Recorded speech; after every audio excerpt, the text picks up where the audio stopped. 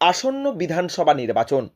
তার আগেই সোমবার 7 সকালে হাওড়ার বেলুর মঠে হাজির নির্বাচন কমিশনার জ্ঞানেশ কুমার। এদিন সকালে পুলিশি নিরাপত্তায় হাজির তিনি। বেশ কিছুক্ষণ সময় কাটালেন বেলুর মঠ, ঘুরে দেখলেন, কথা বললেন মহারাজদের সঙ্গে। বেলুর মঠ দর্শন করে মঠ ছেড়ে বেরিয়ে যাবার পথে সাংবাদিকদের মুখোমুখি হলেন তিনি জানান, কোনো হিংসা ছাড়াই পশ্চিমবঙ্গে বিধানসভা নির্বাচন করতে বদ্ধপরিকর নির্বাচন কমিশন।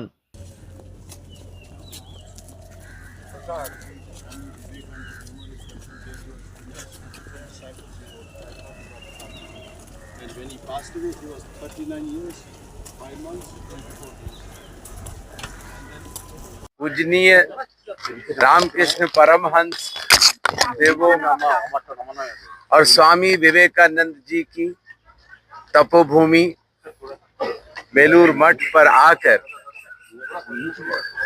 चुनाव आयोग एक बार फिर पश्चिम बंगाल के सभी मतदाताओं को बताना चाहता है कि पश्चिम बंगाल के चुनाव वायलेंस फ्री और इंटिमिडेशन फ्री।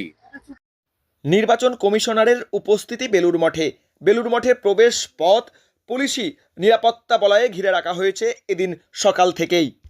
এদিন সকাল 7:15 নাগাদ বেলুর মঠে প্রবেশ করেন তিনি।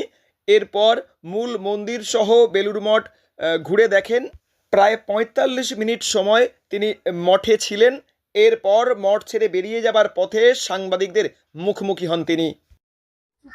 न किसी दबाव के और न किसी हिंसा के सफलतापूर्वक संपन्न होने के लिए चुनाव आयोग कटिबद्ध है।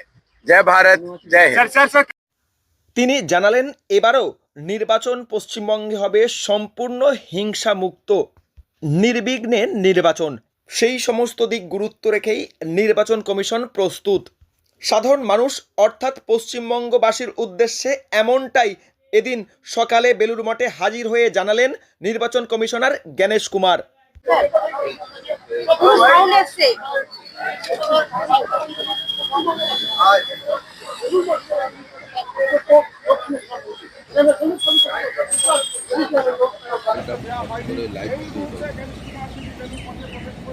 এবং সেখানে তিনি মূল মন্দিরে যাবেন, সেই মূল মন্দিরে তিনি পরিদর্শন করবেন, পাশাপাশি মহারাজদের সঙ্গে কথা বলবেন, এমনটাই আমরা জানতে পারছি।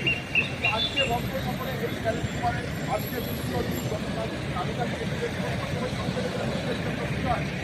হাওড়া থেকে রাকেশ মাইতি, লোকাল 18 বাংলা।